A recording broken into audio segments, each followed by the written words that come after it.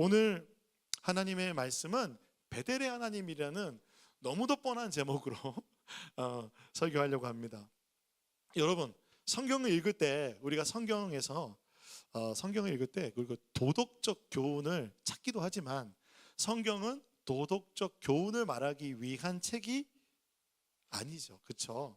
여러분 아세요? 그런데 우리는 사실 많은 부분의 미디어를 보아도 그렇고 많은 부분 우리는 도덕적으로 선하게 살고 종교적인 삶을 사는 것을 미덕으로 여깁니다. 그런 것이 이제 외국 영화에도 많이 있는데 윌리 원카의 초콜릿 공장이라는 영화가 있어요. 한번 보신 적 있는지 모르겠어요. 이 영화 자체가 조금 이 내용이 난해하고 그 모든 영상미나 이런 것들이 이게 그냥 보통 어른들이 보기에는 조금 이 영화가 뭘 말하는 거지? 라고 말하고 궁금할 수 있는데 사실 이 영화가 말하고 있는 것은 무엇이냐 하면 부모님 말씀 잘 들어라. 그래야 너희가 행복하게 살 수 있다. 라는 메시지를 주고 있는 것 같아요. 왜냐하면은 그 윌리 원카라는 초콜릿 공장 사장이 아이들을 5명을 초청하는데 이 초콜릿 공장에서 나오는 초콜릿 중에서 황금 티켓을 가진 5명이 선택되는 거예요. 근데 이 선택은 랜덤인데 사실은 의도가 있게 5명이 선택이 되는데 한 아이는 식탐을 이기지 못하는 아이예요. 계속 먹어요. 부모님이 말려도 계속 먹는 아이예요. 모든 것을 먹어요. 그리고 두 번째는 아빠가 부자예요. 아빠가 부자기 때문에 이 아이는 자연스럽게 갑질을 배웠어요. 그래서 초콜릿을 잔뜩 사서 초콜릿을 자기 집에 있는 우리 그 집사들을 시켜서 다 까게 합니다. 그래서 황금 티켓을 발견하여 공장에 옵니다. 또 하나이는요, 뭐 이런 대회가 있나 봐요.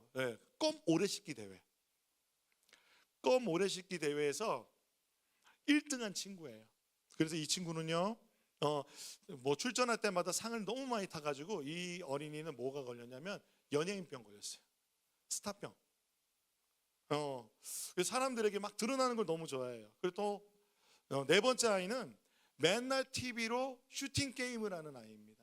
이 아이는 TV에 완전히 중독이 돼가지고 그 슈팅 게임에 빠져나오지 못하는 아이입니다.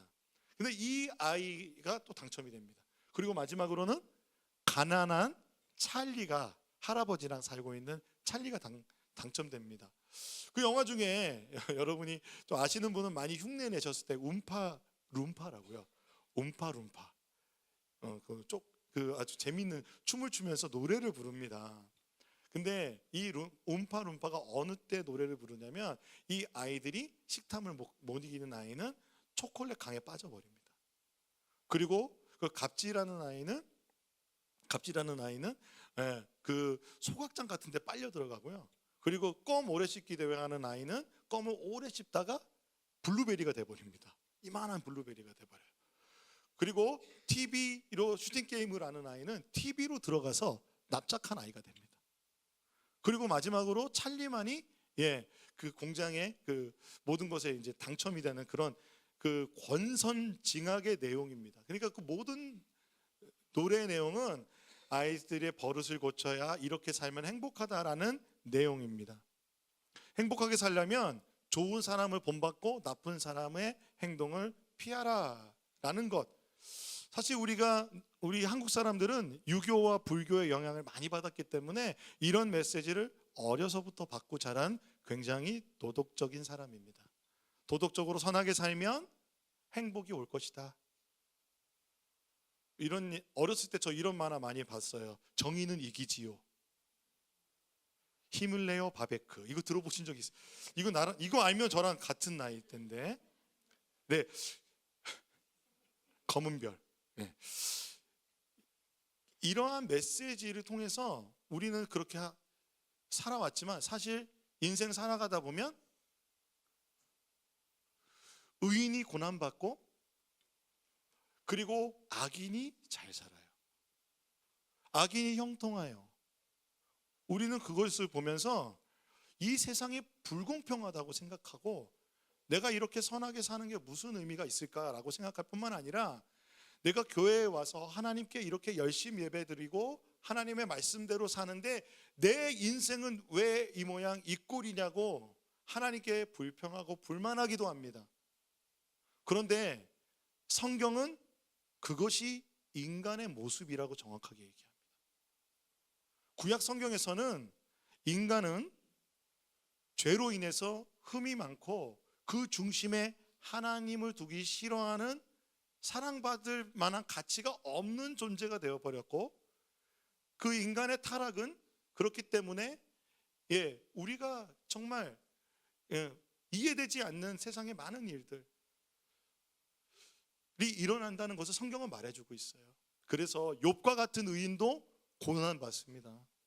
욥이 받은 고난은 우리가 상상할 수 없는 고난이에요. 내가 받는, 나에게만 임하는 고난이 아니라 내 주변의 모든 것이 다 사라지는 그런 고난. 그런데 하나님을 믿지 않고 그리고 자식을 불가운데로 지나가게 하는 아주 악한 왕인 므낫세는 사실은 세상에서는 솔로몬만큼 강한 왕이었어요. 세상에 부를 다 이루었던 왕이에요.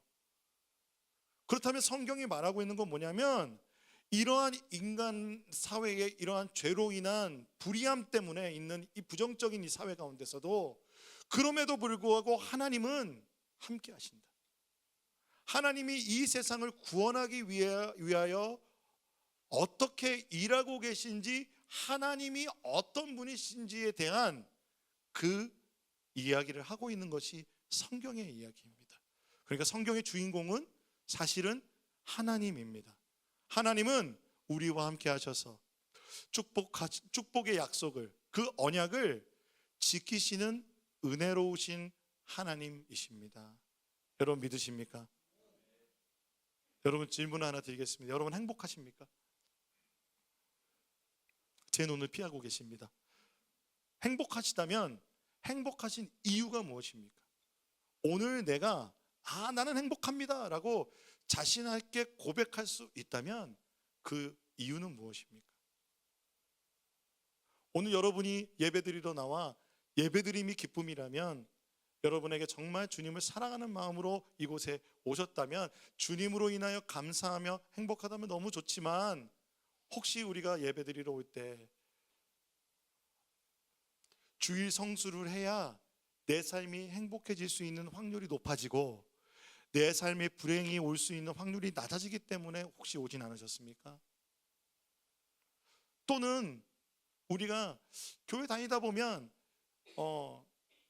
그냥 습관적으로 종교적인 습관 때문에 그냥 교회에 나오게 되는 거예요. 처음에는 하나님을 만나는 그 기쁨이 있었지만 어느 순간 내 삶이 하나님을 부인하려고 해도 마음속 깊은 곳에 부인되지 않아서, 특별히 이게 모태신앙이 더 그렇죠. 일요일에 많은 꿀잠과 그 모든 좋은 것을 포기하고 그래도 오늘 주님 앞에 얼굴 도장 찍으려고 나오진 않으셨습니까?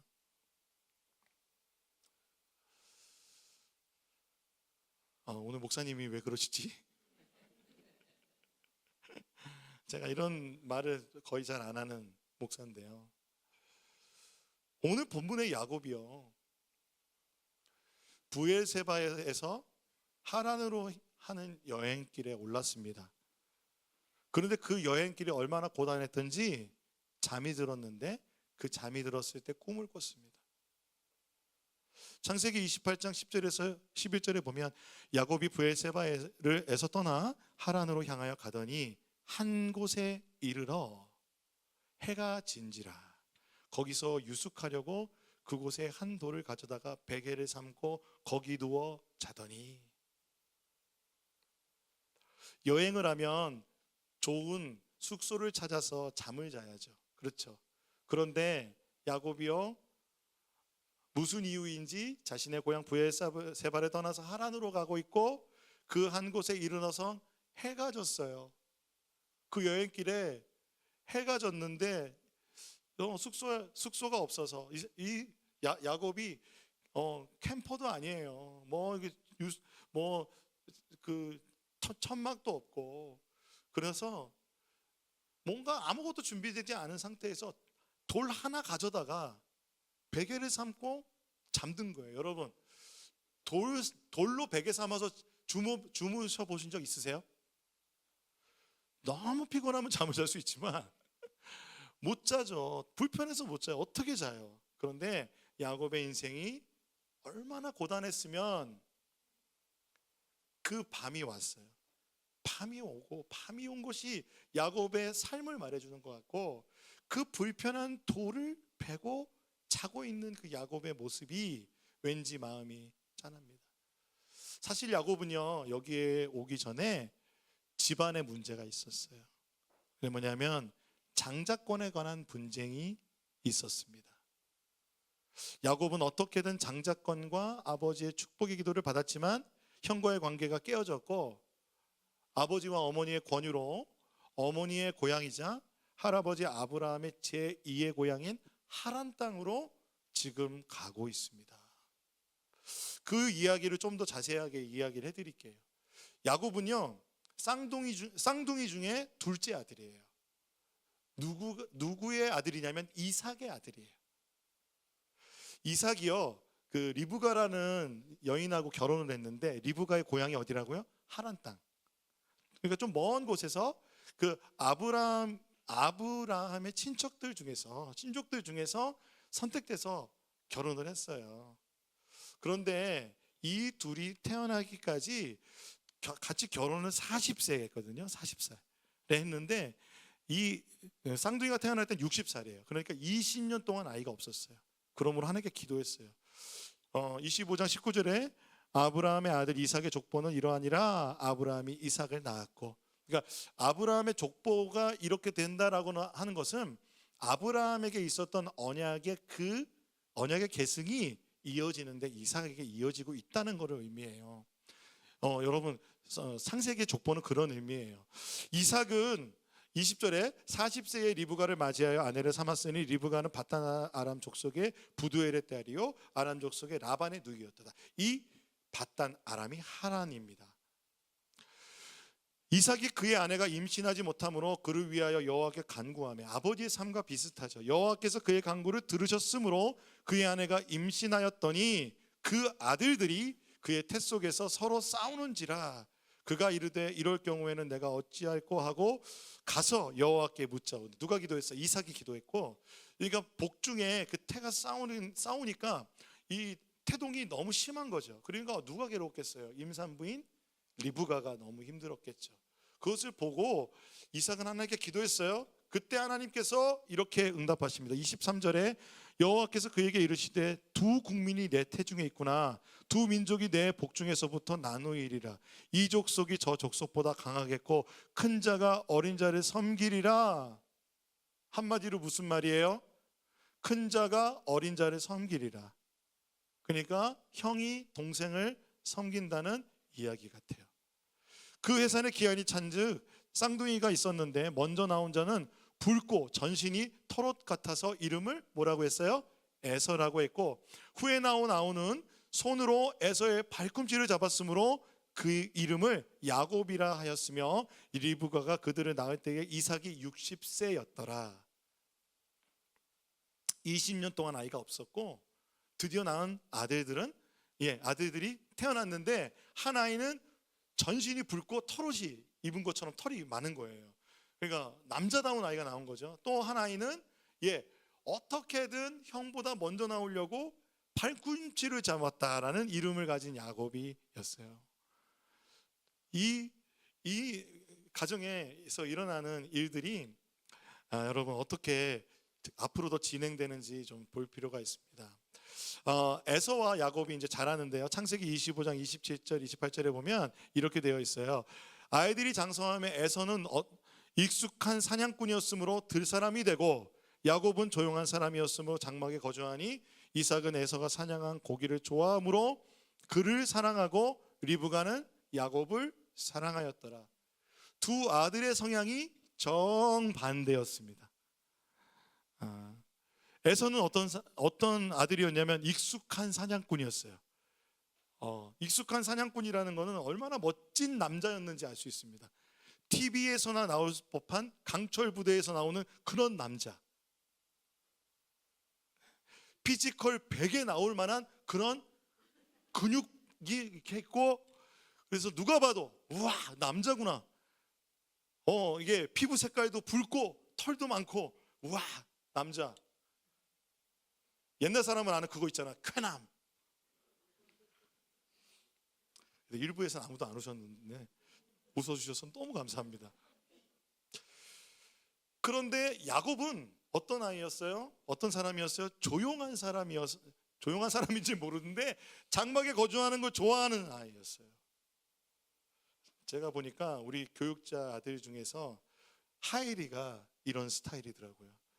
밖으로 나가지 않고 그냥 집에 있는 걸 너무 좋아해요. 집에. 그래서 체육관에서 오면 잠옷으로 먼저 갈아입는데요. 보통 그렇지 않잖아요. 애들이 밖에서 막 노는데 야곱이 약간 그런 성향이었던 것 같아요. 장막에 있는 걸 좋아했기 때문에 장막에서 뭐 했겠어요? 아마 제가 볼 때 리브가가 야곱을 좋아했던 거 보니까 집안일 잘 돕는 남자였던 것 같아요. 청소의 달인, 어머니를 도와서 각종 요리도 다 할 수 있는 요생남. 아마 야곱은 피부색도 햇빛을 받지 않아 뽀얀 피부를 가진 아들이었을 겁니다. 저희 장모님이 저의 손을 보면서 아유, 박서방은 손 고생 하나도 안 한 손이네. 누군가 제 손가락을 보고 떡볶이라고 그랬어요. 떡볶이. 하얀 떡볶이. 우리 야곱이 그런 아들이었던 것 같아요. 그러니 성경 말씀 보니까 28절에 이삭은 에서가 사냥한 고기가 너무 맛있어요. 그러니까 그 말은 뭐냐면 에서가 너무 마음에 든 거예요. 이 남자다움, 그리고 집안을 이끌 만한 이 든든함, 그렇기 때문에 에서를 너무 좋아했고, 그리고 리브가는 야곱을 사랑하였습니다. 결국에 그러니까 이삭의 가정, 그러니까 야곱의 가정에 있었던 문제가 뭐였냐면 편애였어요. 편애. 아버지는 아들을 사랑하고 더 사랑하고, 어머니는 첫째를 더 사랑하고, 어머니는 둘째를 더 사랑하는 거예요. 이 문제, 이러한 편애가 사실은 하나님의 그 언약이 흘러가는 축복권, 축복 기도의 문제에서 크게 폭발합니다. 근데 에서하고 야곱에게는요, 야곱은 발 뒤꿈치를 잡고 나올 정도로 그 축복권을 어머니의 태중에서부터 되게 원했던 것 같아요. 그런데 에서는 중요하게 생각하지 않았어요. 사냥을 하고 돌아오는 길에 에서가 너무 힘이 들고 허기진 상태가 됐습니다. 여러분, 집에서 이렇게 밖에서 막 일을 하고, 밖에서 막 활동적으로 일을 하고 집에 딱 도착했는데 집에서 김치찌개 냄새가 나면 어떻게 됩니까? 미쳐버리죠. 그래서 그 김치찌개 냄새에 나도 모르게 거기에 그 식탁에 앉아서 빨리 밥을 달라고 그러고, 그 허겁지겁 우리는 다 그것을 먹지 않습니까? 그런데 이 바깥에서 그렇게 활동을 했을 때 그 단계 땡길 거 아니에요. 야곱이 의도적인지 모르겠어, 팥죽을 맛있게 끓이고 있는 거예요.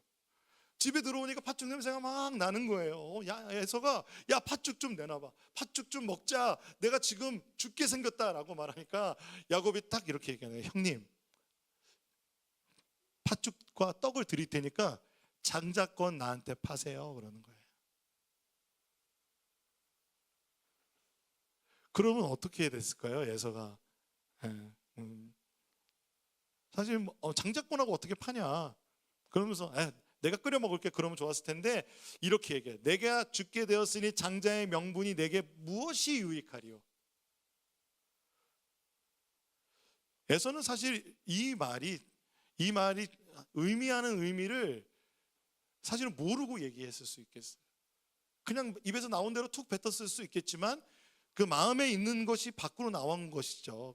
그렇기 때문에 성경에 기록된 것이고, 그러면서 장자권을 야곱에게 팔았습니다. 이 일은 에서도 알고 야곱도 알고, 제가 추측하건대 분명히 집안에서 일어난 일이기 때문에 어머니 리브가는 알았을 거예요. 이삭이 알았는지 모르겠어요. 그런데 이 일 후에 이삭이 눈이 어두워졌다는 것은 나이가 들어 이제 장자권의 축복을 해야 할 때가 됐습니다. 창세기 27장 1절 4절에 보니까 이삭이 나이가 많아 눈이 어두워 잘 보지 못하더니 맏아들 에서를 불러 이르되, 내가 그에게 이렇게 얘기하죠. 2절에 내가 이제 늙어 어느 날 죽을지 알지 못하니 그런즉 내 기구 화살통과 활을 가지고 가서 나를 위해서 사냥하여 내가 즐기는 별미를 만들어 내게 가져와 먹게 하라. 그러면 내가 너를 마음껏 축복하리라. 이삭은 여전히 누구를 축복하려고 그래요? 에서를 축복하려고 그래요. 에서를 사랑하기 때문에. 여러분 성경에 보면요, 에서가 지금 이삭이 하는 행동은 그때 당시에 장자들에게 당연히 축복이 흘러가는 당연한 일이었습니다. 사회적 관습이었습니다. 그런데 이삭이 하나님께 기도했죠. 기도하고 하나님 말씀하셨죠. 큰 자가 작은 자를 섬기리라. 이 하나님의 말씀을 이삭은 사회적 관습에 그 장자에게 그 모든 것을 넘겨주는 축복 기도, 언약의 기도가 장자에게 넘어가야 된다고 생각한 거예요. 에서가 어떤 상황인지, 에서가 어떤 삶을 살고 있는지는, 그리고 하나님의 말씀이 어떠한 것인지는 생각하지 못하는 것 같아요. 성경에는요, 그렇기 때문에 장자에게만 하나님의 언약이 흘러가는 건 아니에요.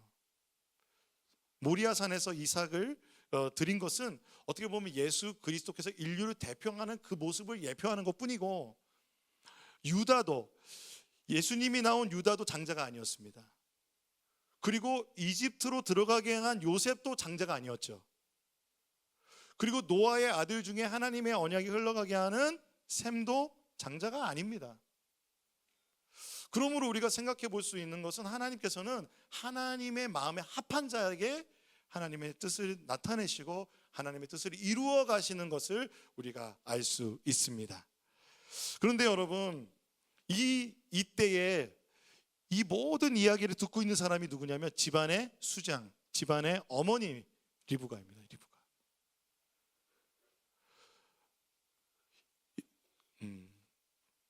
어머니들은 정말 잘 들으세요. 그렇죠? 레이더가 있으신 것 같아요. 그래서 이삭에게 야곱에게 얘기하는 거예요. 아버지가 에서를 축복하려고 한다. 그러니까 네가 아버지에게 형 에서인 척하고 축복해서 그 맛있는 특식을 만들어 드리라고 어머니가 제안을 합니다. 그런데 야곱은요, 거기에서 한 가지 수를 더 쓰는데 철저하게 형 에서처럼 보이려고 몸에 염소 새끼의 가죽을 몸에 이렇게 맨들맨들한 곳에 털을 붙이는 거예요. 그러니까 에서가 얼마나 털이 많았는지. 그리고 별미를 만들어 가서 아버지께 가서 그 축복 기도를 결국 받아냅니다. 창세기 27장 25절 29절을 여러분이 같이 한번 읽어보겠습니다. 시작.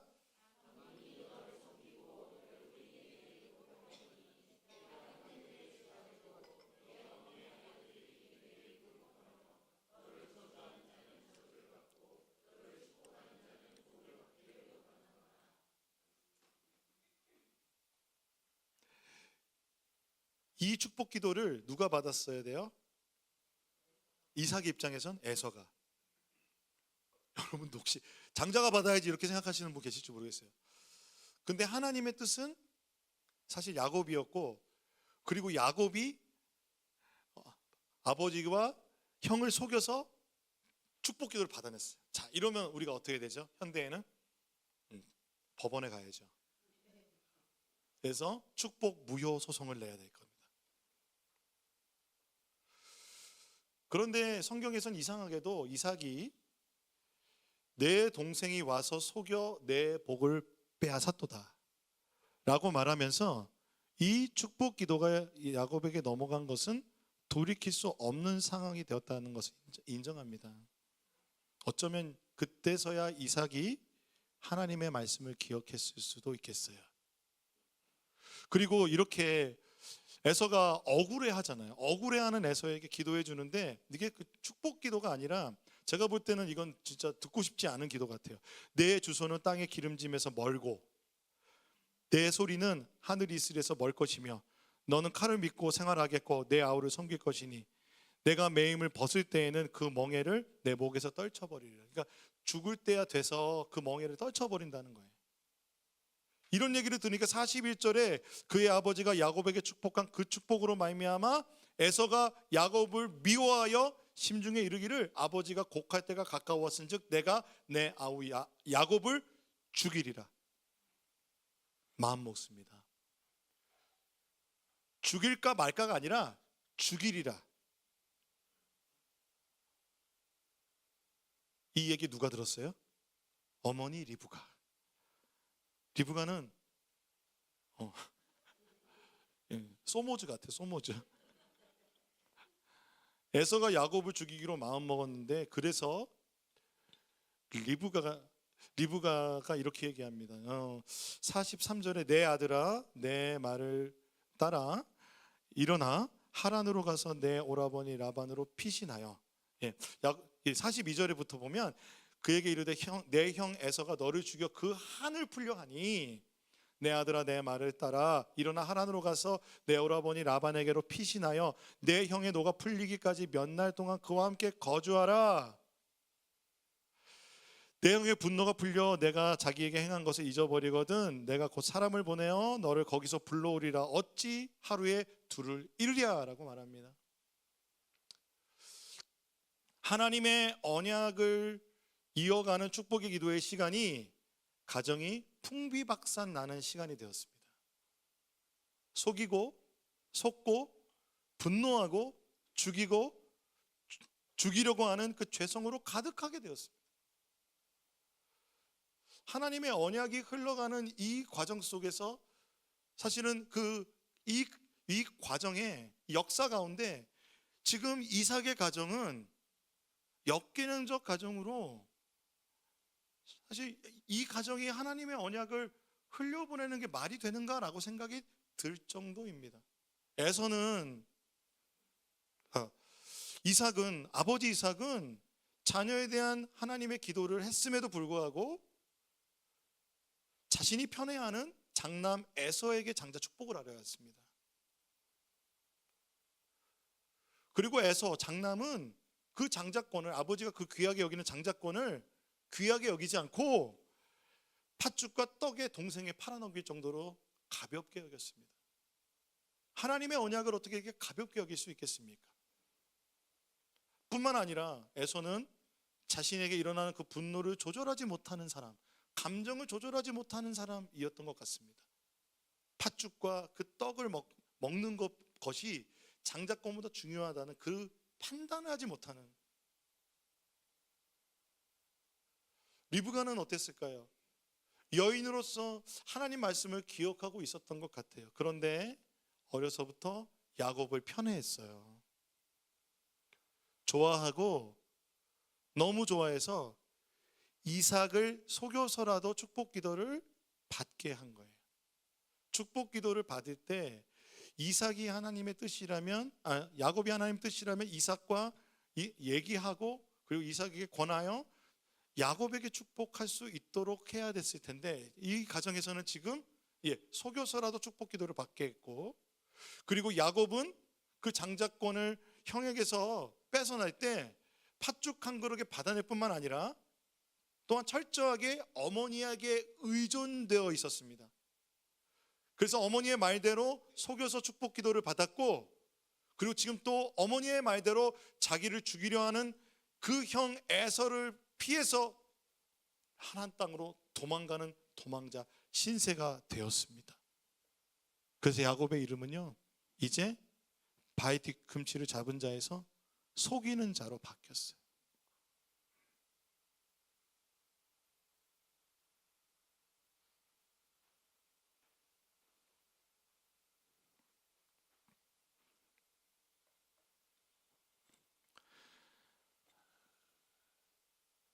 야곱이 하나님 땅으로 가면서 한 곳에 이르렀을 때 그 마음이 어땠을까요? 장막에 있는 것이 너무 좋았는데 그 한 번도 떠나본 적이 없는 장막을 떠나서 형이 혹시 쫓아올지 모른다는 죽음의 두려움과 형과 아버지를 속였다는 죄책감 그리고 늘 나를 돌봐줬던 어머니를 보고 싶은 그 그리움과 슬픔의 감정에 휩싸여서 그가 얼마나 고단했겠습니까? 그가 얼마나 힘들었겠습니까? 그 죄의 무게, 수치감의 무게, 그 집안의 그 상처의 무게가 얼마나 크게 컸겠습니까? 그러니 돌베개를 베고 잠이 들어버린 것이죠. 그 돌베개를 베고 잠든 그때에 하나님께서 그에게 꿈으로 나타나 주셨습니다. 같이 읽어볼까요? 시작.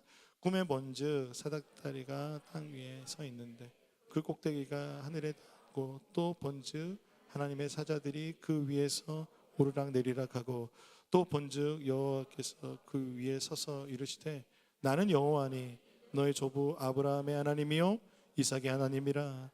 내가 누워있는 땅을 내가 너와 내 자손에게 주리니 내 자손이 땅의 티끌같이 되어 내가 서쪽과 동쪽과 북쪽과 남쪽으로 퍼져나갈지며 땅의 모든 족속이 너와 내 자손으로 말미암아 복을 받으리라. 내가 너와 함께 있어 내가 어디로 가든지 너를 지키며 너를 이끌어 이 땅으로 돌아오게 할지라. 내가 내게 허락한 것을 다 이루기까지 나는 너를 떠나지 아니하리라 하신지라.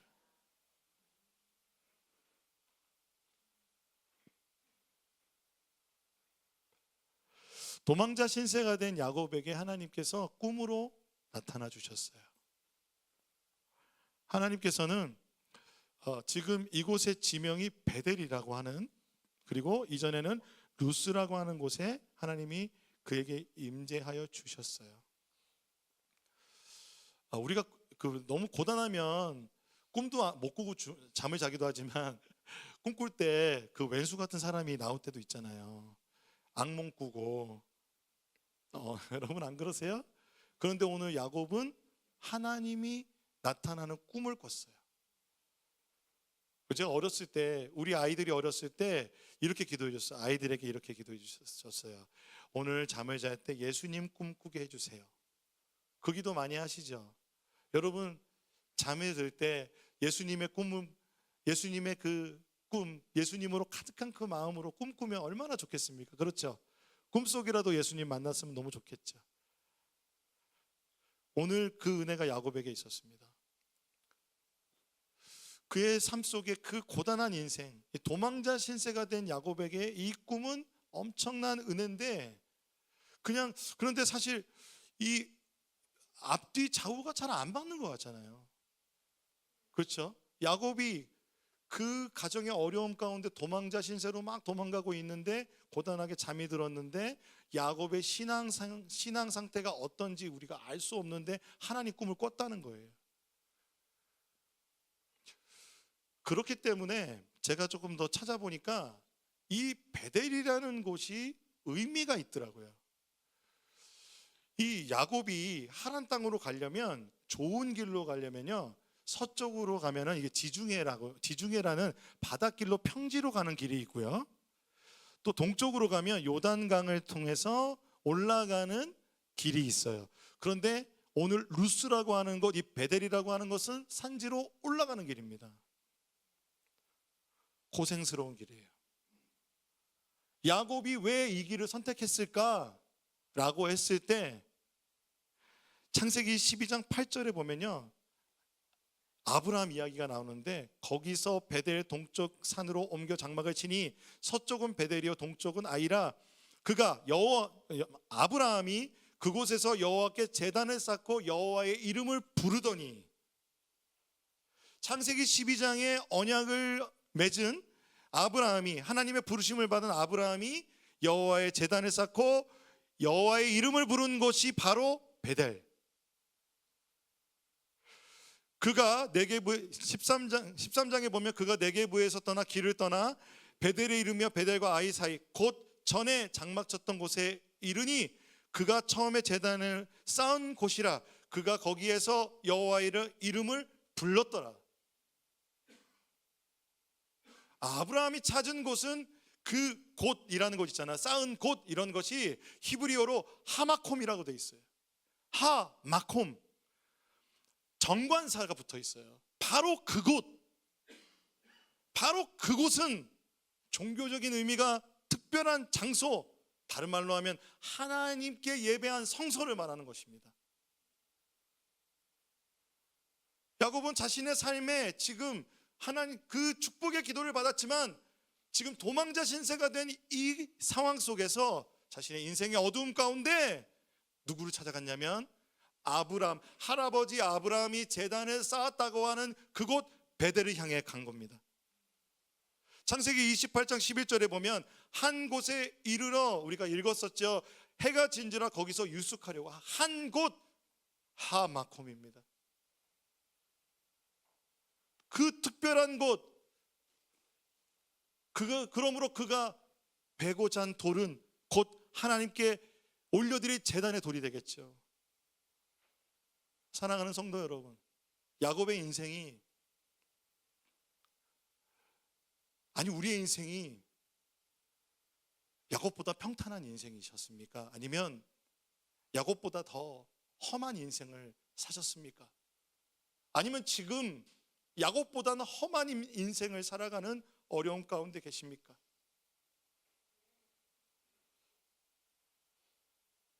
야곱은 도망자 신세가 되어 하나님을 예배했던 그 땅을 향하여 그 산으로 올라가 하나님을 찾았습니다. 그때 하나님께서 그에게 꿈으로 나타나 임재하여 주신 것입니다. 그러므로 여러분 같이 한번 읽어보겠습니다. 시작. 베델은 하나님의 긍휼과, 제가 읽겠습니다. 시작. 베델은 하나님의 긍휼과 회복의 임재를 구하는 예배의,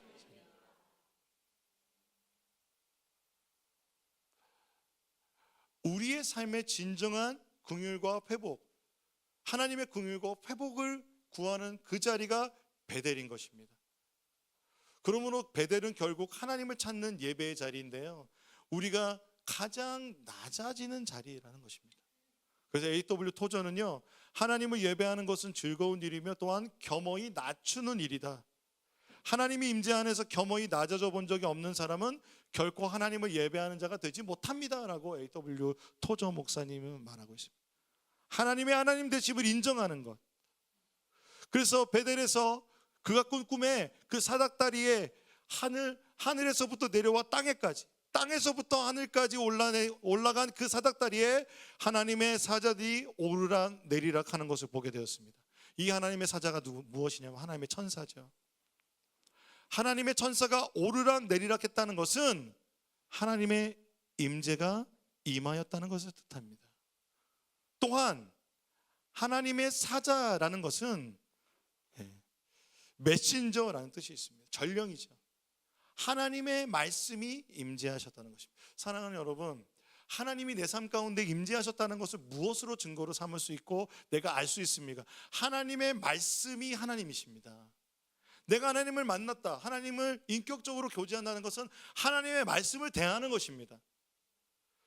관념적으로 상상하여 여러분이 그 생각 가운데 있을 때는 여러분 세상에 있는 어떤 가치관과 세상의 메시지들이 우리에게 들어올 수 있어요. 그것은 하나님을 만나는 것이 아니고 하나님의 말씀이 내게 임하여야 하나님을 만나는 것입니다. 여러분 믿으십니까? 우리가 하나님을 만나고 예배 드릴 때 여러분 마음속에 하나님의 말씀이 생각날 수 있어요. 찬양할 때나 기도할 때나. 그것이 하나님의 임재라는 것이죠. 사닥다리를 왔다 갔다 하는 그 사자들의 그 모습을 통해서 하나님께서는 하나님의 말씀으로 오늘 그에게 임하여 주셨던 것입니다. 그래서 야곱에게 전해진 하나님의 말씀은 그 아버지가 기도해 주셨던 그 기도에 하나님의 말씀으로 임재하여 주셨습니다. 창세기 28장 13절에서 14절 말씀 같이 읽어보겠습니다. 시작. 나는 여호와니 너의 조부 아브라함의 하나님이요 이삭의 하나님이라. 내가 누워있는 땅을 내가 너와 내 자손에게 주리니 내 자손이 땅의 티끌같이 되어 내가 서쪽과 동쪽과 북쪽과 남쪽으로 퍼져갈지며 땅의 모든 족속이 너와 내 자손으로 말미암아 복을 받으리라. 아멘. 아브라함의 하나님, 이삭의 하나님, 내가 그 하나님이다. 그러면서 약속하신 것이 무엇입니까? 아브라함에게 약속하신 것처럼, 이삭에게 약속하신 것처럼 땅과 자손과 복을 약속하여 주셨습니다. 하나님께서는 그 가정의 어떠함과 상관없이 하나님을 찾는 야곱에게, 그리고 하나님께서 약속하신 그 약속을 신실하게 다시 말씀하여 주고 계십니다. 그러므로 베델은요, 약속을 지키신 신실하신 하나님의 말씀이 임재하는, 확인되는 곳입니다. 삶의 모든 기대와 소망이 끊어져 인생의 어두운 밤과 같은 때를 지날 때 야곱과 같이 하나님을 찾읍시다. 그렇다면 우리에게 내려주시는 하늘의 사닥다리는 무엇일까요? 하늘로부터 이 땅에 내려오는 사닥다리는 무엇일까요? 누구일까요? 요한복음 1장 51절입니다. 같이 읽어보겠습니다. 시작. 또 이르시되 진실로 진실로 너에게 이르노니 하늘이 열리고 하나님의 사람 인자 위에 오르락 내리락 하는 것을 보리라. 하나님의 사자들이, 천사들이 인자 위에 오르락 내리락 하는 것을 보리라.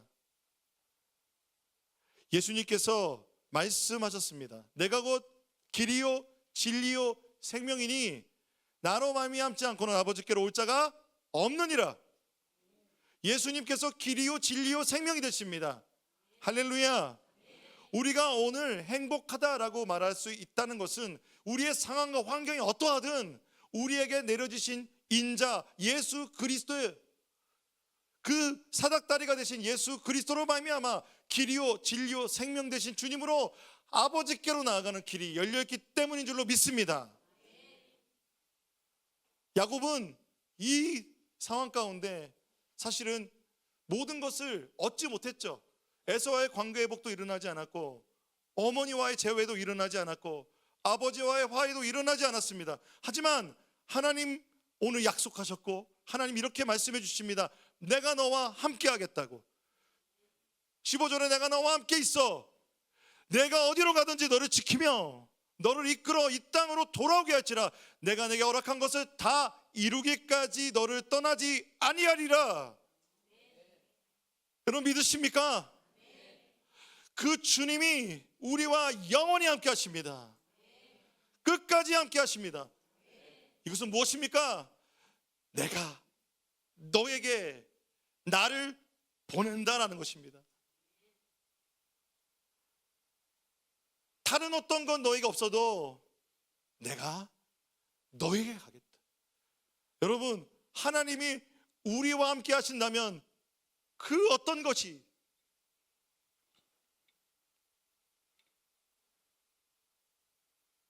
우리를 행복하게 하겠습니다. 주님이 우리를 행복하게 해주실 줄로 믿습니다. 하나님은 야곱에게 답의 해결을 주시지 않았고 하나님을 주셨어요. 우리가 그 하나님을 받기를 원합니다.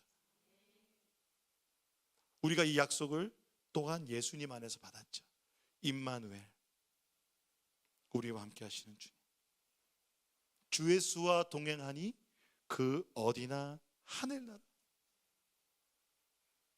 베델이 그 야곱이 이 은혜가 너무 감사해서 베델, 이곳을 베델이라 하리라. 우리 조상 나의 할아버지 아브라함이 기도했던 곳, 그리고 나의 인생의 가장 어려운 그 순간 가운데 내가 하나님을 찾았던 그곳, 그곳이 바로 베델, 하나님의 집이라는 것입니다. 사실 성경을 이후에 보면 야곱의 삶은 엄청 고단합니다. 평탄하지 못합니다. 어머니 리브가 보고 싶은 어머니는 며칠만 있어 그랬는데 그 시간이 몇십 년이 지난 말입니다. 그 고단한 인생길에 하나님 동행하시면 그것이 바로 베델입니다. 우리 마지막으로 같이 읽어볼까요? 베델은 시작 임마누엘 예수 그리스도와 동행하는 곳이에요. 여러분의 삶의 모든 자리가 베델이 되시기를, 그리고 베델의 하나님을 경험하는 여러분의 삶이 되기를 예수님의 이름으로 축복합니다.